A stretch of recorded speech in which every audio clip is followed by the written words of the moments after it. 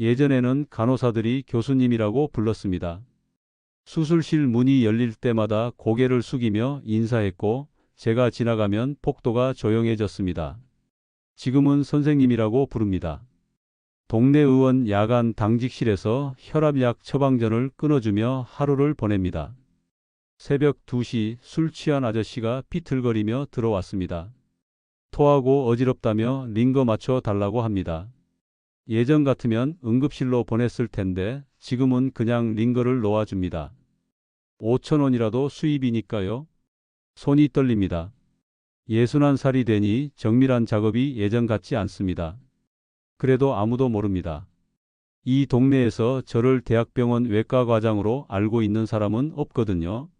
아침이 되면 의원 원장이 와서 밤새 고생 많으셨다며 당직비 10만 원을 건넵니다.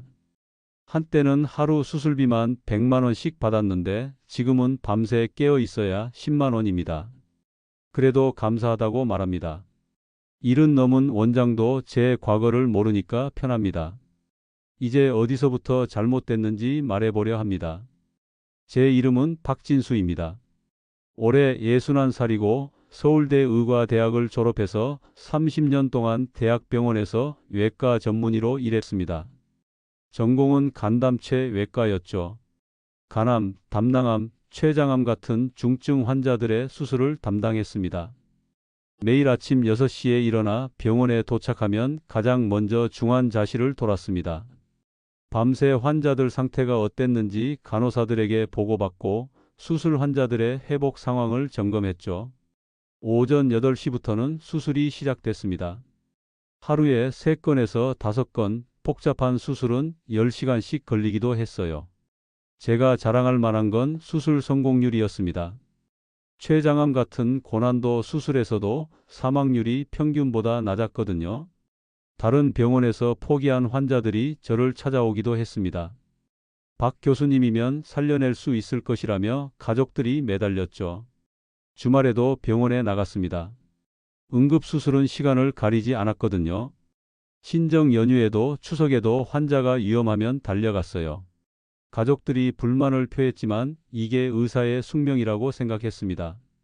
환자의 생명보다 소중한 건 없으니까요. 후배들도 많이 키웠습니다. 제 밑에서 전공의 과정을 거친 의사들이 30명이 넘었어요.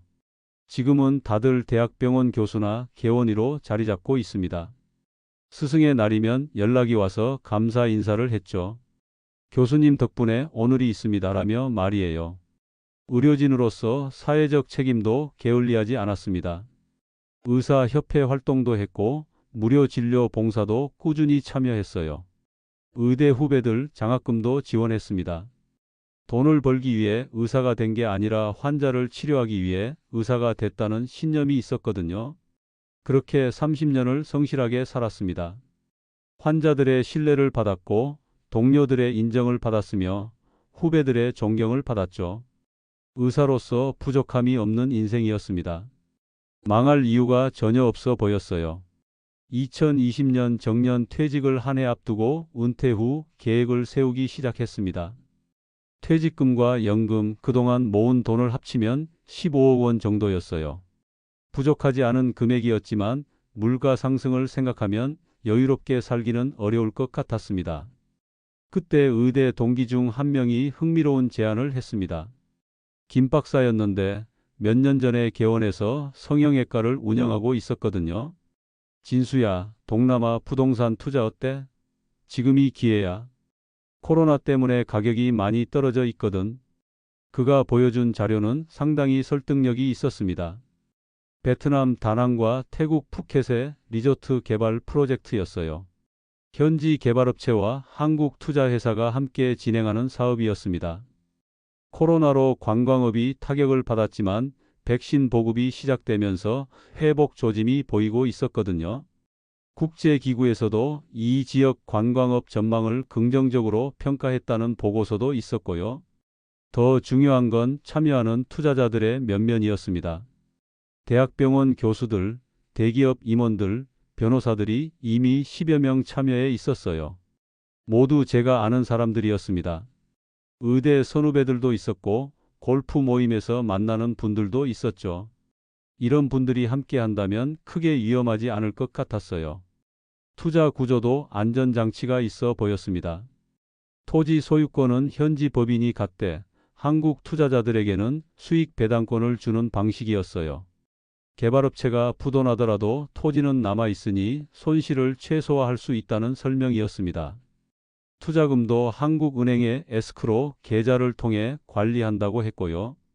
김 박사가 이미 3억을 투자했다고 했습니다. 진수야, 나도 처음엔 망설였어. 근데 의료진들이 이런 해외 투자 안 하면 은퇴 후에 쪼들릴 수밖에 없어. 물가는 계속 오르는데 연금으로만 어떻게 살아? 맞는 말이었습니다. 2천만 원에서 시작할 수 있다고 해서 일단 소액으로 시작해 봤어요. 첫 배당금이 나왔을 때 확신이 섰습니다.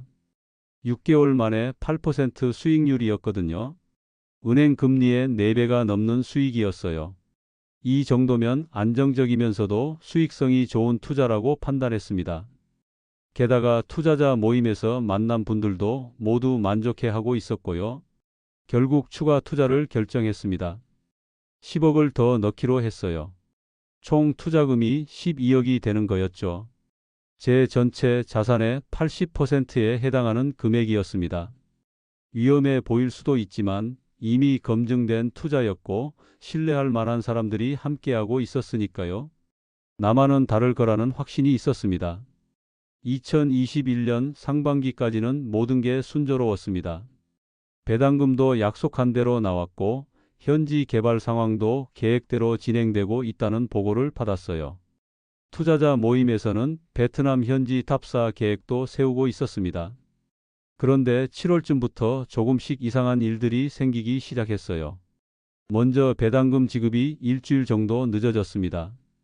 투자회사에서는 현지 은행 사정 때문이라고 설명했어요. 베트남 은행 시스템이 한국과 달라서 송금 절차가 복잡하다고 했죠. 그럴듯한 설명이었고 실제로 며칠 후 배당금이 들어와서 별 신경 쓰지 않았습니다. 8월에는 현지 인허가 문제가 생겼다는 연락이 왔어요. 베트남 정부에서 외국인 부동산 투자 규정을 강화했다는 거였습니다. 기존 프로젝트는 문제없지만 추가 개발이 지연될 수 있다고 했어요. 이것도 일시적인 문제라고 생각했습니다. 동남아 국가들이 워낙 행정 처리가 느린 걸로 유명했으니까요. 9월 배당금이 또 늦어졌습니다. 이번엔 2주일이나 지연됐어요. 투자자들이 불안해하기 시작했죠. 투자회사 담당자에게 전화했더니 현지 파트너사에서 자금 운용에 어려움이 있다고 했습니다. 하지만 곧 해결될 거라며 안심시켰어요. 토지 가격도 많이 올랐으니 손해볼 일은 없다고 강조했습니다. 김 박사도 비슷한 얘기를 들었다고 했어요. 진수야, 개발 사업이 원래 이런 거야. 처음부터 계획대로 되는 일이 어디 있어? 중요한 건 토지가 있다는 거지. 만약 정말 문제 생기면 토지 팔아서라도 원금은 찾을 수 있어. 그의 말에 어느 정도 안심했습니다. 하지만 투자자 모임 분위기는 예전 같지 않았어요. 처음엔 수익 자랑을 하며 즐거워했는데 이제는 걱정 섞인 대화가 늘어났습니다. 누군가는 일단 원금이라도 빼자고 제안했지만 대부분은 아직 섣불리 판단하기엔 이르다는 의견이었어요. 저도 그때까지는 크게 걱정하지 않았습니다. 의사로서 30년간 일하면서 위기 상황을 많이 겪어봤거든요. 응급 상황에서도 침착함을 유지하는 게 중요하다는 걸 알고 있었어요. 이것도 일시적인 어려움일 거라고 생각했습니다. 게다가 아직 손실을 본 건 아니었거든요. 배당금 지급이 늦어질 뿐이지 원금에는 문제가 없다고 했으니까요. 오히려 이런 때일수록 침착하게 대처해야 한다고 스스로를 다독였습니다. 지금 생각해보면 이때가 마지막으로 빠져나올 수 있는 기회였는데 저는 그 신호들을 무시했던 거죠. 2021년 11월 상황이 급격히 악화되기 시작했습니다. 투자회사에서 긴급 공지를 보냈어요. 코로나 델타 변이 확산으로 베트남 정부가 봉쇄 조치를 강화했다는 내용이었습니다. 현지 공사가 완전히 중단됐고 기존 투자자들에게 추가 자금을 요청한다는 거였어요. 처음엔 말이 안 된다고 생각했습니다. 이미 12억이나 투자했는데 또 돈을 내라니요. 투자자 모임에서 비상회의가 열렸어요. 모두들 당황하고 있었습니다. 투자회사 측에서는 추가 투자 없이는 기존 프로젝트도 무산될 수 있다고 협박에 가까운 말을 했죠. 김 박사가 먼저 추가 투자를 포기한다고 선언했습니다. 진수야, 나는 여기서 손절한다. 더 이상은 못 따라가겠어. 그가 빠지면서 다른 투자자들도 동요하기 시작했어요. 반은 포기한다고 했고 나머지 반은 망설이고 있었습니다. 저는 딜레마에 빠졌어요. 지금 포기하면 12억이 날아가는 거였지만 추가로 5억을 더 투자하면 혹시 상황이 나아질 수도 있었거든요. 투자회사에서는 추가 투자자들에게 더 좋은 조건을 제시한다고 했습니다. 기존 배당률의 2배를 보장한다는 거였어요. 그때 결정적인 실수를 했습니다. 집을 담보로 대출을 받아서 5억을 추가 투자한 거예요. 서울 강남의 아파트였는데 시세가 15억 원 정도였거든요. 은행에서 7억까지 대출이 가능하다고 해서 5억만 빌렸습니다. 이자는 월 200만 원 정도였고요. 추가 투자를 한 지 한 달 만에 더 큰 충격이 왔습니다. 베트남 현지 파트너사가 파산했다는 소식이었어요. 코로나 장기화로 자금 회전이 안 돼서 부도가 났다는 거였습니다. 투자회사에서는 새로운 파트너를 찾고 있다고 했지만 이미 분위기가 심상치 않았어요. 설상가상으로 제 건강에도 문제가 생겼습니다. 스트레스 때문인지 혈압이 급격히 올라갔어요. 어지럽고 두통이 심해져서 제대로 수술을 하기 어려운 상태였습니다. 병원에서도 눈치를 보기 시작했어요. 수술 실수가 생기면 안 되니까 중요한 수술은 다른 교수에게 맡기는 분위기였죠. 아내도 상황을 눈치챘습니다. 당신 요즘 왜 그러냐며 뭔가 숨기는 게 있냐고 추궁했어요. 처음에는 괜찮다고 둘러댔지만 결국 해외 투자에서 문제가 생겼다고 털어놨습니다. 아내가 얼마나 투자했냐고 물었을 때 17억이라고 대답하니 기절할 뻔했어요. 미쳤냐며 왜 그런 무모한 짓을 했냐고 소리쳤습니다. 나는 의사라고 이런 투자는 잘 모른다고 그동안 성실하게 살아온 삶이 하루아침에 무너질 수도 있다고 울면서 말했어요. 아내 말이 맞았습니다. 저는 환자 치료는 잘 알았지만 투자에 대해서는 문외한이었거든요. 2022년 3월 완전한 파국이 시작됐습니다. 투자회사에서 최종 공지를 보냈어요. 베트남 프로젝트 완전 중단, 투자금 회수 불가능하다는 내용이었습니다. 코로나와 현지 정치 상황 악화로 더 이상 사업을 진행할 수 없다고 했어요. 토지도 현지 정부에 몰수당했다는 거였습니다. 투자자들이 분노했지만 이미 늦었어요. 투자회사 사무실에 가보니 이미 비어 있었습니다. 대표는 연락 두절, 직원들도 모두 사라졌어요. 경찰에 신고했지만 투자 사기 사건으로 수사 중이라는 답변만 돌아왔습니다. 돈을 찾을 가능성은 희박하다고 했어요. 17억이 하룻밤 사이에 증발한 겁니다. 퇴직금과 평생 모은 돈, 그리고 집을 담보로 빌린 돈까지 모두 날아갔어요. 남은 건 월 200만 원씩 나가는 대출 이자뿐이었습니다.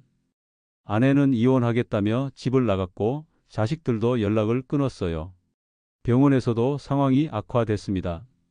투자 사기 피해 소식이 의료진들 사이에 퍼졌거든요. 박 교수가 사기 당했대 의사가 그런 투자에 손대면 안 되는 건데 수군거리는 소리가 들렸어요. 더 심각한 건 제 판단력에 대한 의혹이었습니다. 그런 명백한 사기에 속을 정도로 판단력이 흐렸다면 수술도 믿을 수 없다는 분위기였어요. 결정타는 의료사고였습니다. 스트레스로 집중력이 떨어진 상태에서 담낭 절제술을 하다가 실수를 했어요. 담관을 건드려서 환자에게 합병증이 생긴 겁니다. 다행히 생명에는 지장이 없었지만 재수술이 필요한 상황이었죠. 평소라면 절대 하지 않을 실수였는데 정신적 스트레스가 극심해서 손이 떨린 거였어요. 환자 가족들이 항의하러 왔습니다. 돈 때문에 정신이 없어서 우리 가족 망쳤나 의사 자격이 있나 소리쳤어요.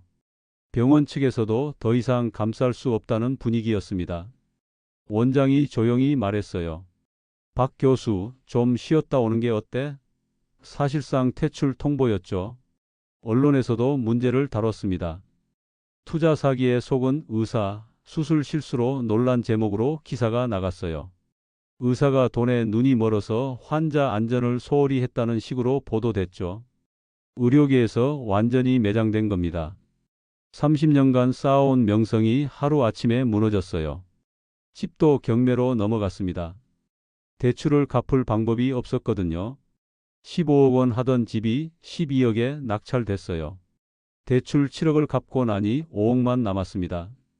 그나마도 변호사 비용과 각종 수수료를 빼니 3억 5천만 원이 전부였어요. 한때 의사로서 존경받던 제가 하룻밤 사이에 사기꾼 취급을 받는 신세가 됐습니다.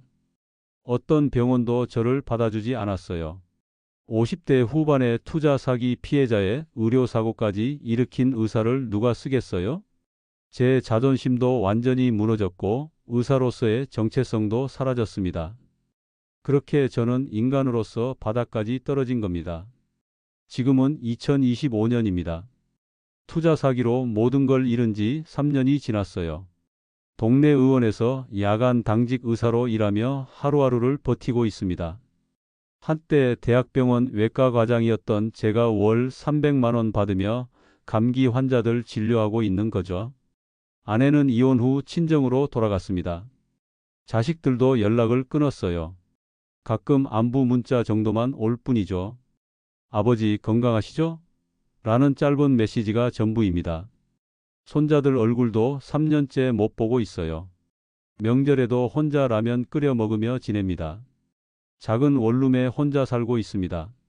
한때는 강남 대형 아파트에서 살았는데 지금은 구로구 반지 하방이에요. 보증금 500만 원에 월세 40만 원짜리 집입니다. 겨울엔 춥고 여름엔 습해서 몸이 아프지만 어쩔 수 없어요. 제가 감당할 수 있는 집은 이게 전부거든요. 의료계에서는 완전히 매장됐습니다. 예전 제자들도 연락을 끊었어요. 가끔 길에서 마주치면 못 본 척 지나갑니다. 동료 의사들도 마찬가지고요. 의사 면허는 있지만 어떤 제대로 된 병원도 절 받아주지 않아요. 투자 사기 피해자의 의료사고까지 일으킨 의사라는 낙인이 찍혔거든요. 야간 당직을 하며 드는 생각은 이거예요. 지식과 지혜는 다르다는 것. 저는 의학 지식은 많았지만 인생의 지혜는 부족했습니다. 환자의 병은 고칠 수 있었지만 제 욕심은 다스리지 못했어요. 의사라는 자격증이 모든 영역에서 통하는 만능 열쇠는 아니었던 거죠. 30년간 성실하게 살아온 게 자만심이 됐던 것 같아요. 의사니까 판단력이 좋을 거라고, 의사니까 속지 않을 거라고 착각했습니다. 하지만 투자 사기꾼들은 바로 그런 자만심을 노렸던 거예요. 사회적 지위가 높을수록 더 쉽게 속는다는 걸 알고 있었던 거죠. 지금도 가끔 옛 환자들이 찾아와요. 선생님, 그때 수술해 주셔서 감사합니다 하며 인사하는 분들이 계시거든요. 그럴 때마다 마음이 아픕니다. 한때는 환자들에게 희망을 주는 의사였는데 지금은 야간 당직실에서 링거나 놓아주는 신세가 됐으니까요. 후회되는 건 당연히 있습니다. 왜 그때 김 박사 말을 들었을까? 왜 추가 투자까지 했을까? 왜 집까지 담보로 잡혔을까? 하지만 후회한들 소용없어요. 시간은 되돌릴 수 없으니까요. 여러분께 말씀드리고 싶은 건 이거예요. 자신의 전문 분야를 벗어나면 누구나 초보자라는 것. 의사라고 투자를 잘하는 건 아니고 교수라고 사업을 잘하는 건 아닙니다. 사회적 지위가 높다고 해서 모든 영역에서 뛰어난 건 아니에요. 그리고 욕심을 조심하세요. 은퇴 후가 불안하다고, 돈이 더 필요하다고 해서 무리한 투자를 하면 안 됩니다. 저처럼 평생 모은 돈을 하루아침에 잃을 수 있어요. 안전한 투자는 수익률이 낮지만 위험한 투자는 원금까지 날릴 수 있다는 걸 명심하세요. 지금 저는 매일 감사하며 살려고 합니다. 일할 곳이 있다는 것, 환자들을 도울 수 있다는 것, 건강하게 살아있다는 것. 비록 예전처럼 화려하지는 않지만 의미 있는 일을 하고 있다고 생각해요. 돈을 잃었지만 생명은 살아있으니까요. 여러분은 저처럼 되지 마시길 바랍니다. 자신이 잘 모르는 분야에는 함부로 손대지 마세요. 그리고 욕심을 버리세요. 평범하게 사는 게 가장 안전한 길입니다.